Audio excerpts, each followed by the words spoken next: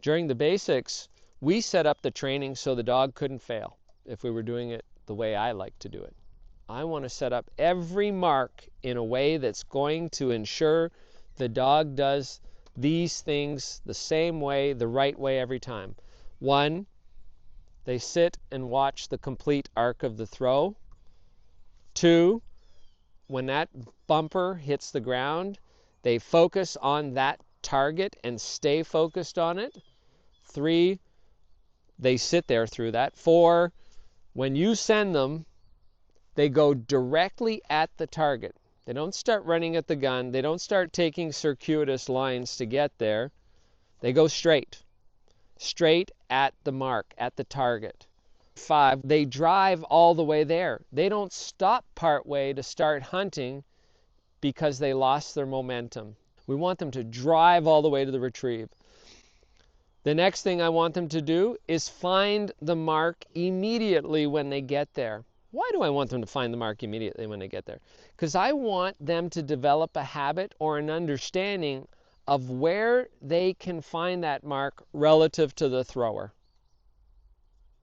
If they learn that the mark is always 15 or 20 yards to the right, 15 or 20 yards to the left of the thrower, over time they will see that pattern, and then they will learn that's where I need to look, because that's where the majority of the marks are for a dog.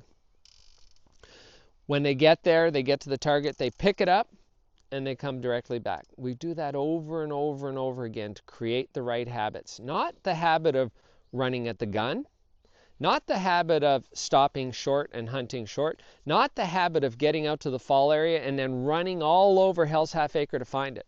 Those are not the habits we want to develop. I do not need to teach a dog how to hunt at that stage of the game.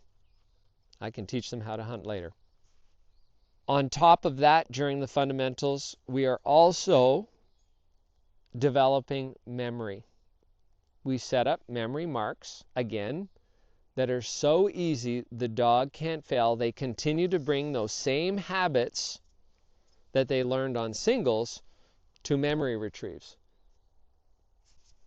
They go straight to the retrieve, and they develop this confidence like, okay, I know the second mark is out here, let me at it. I know the third mark is out here, let me at it.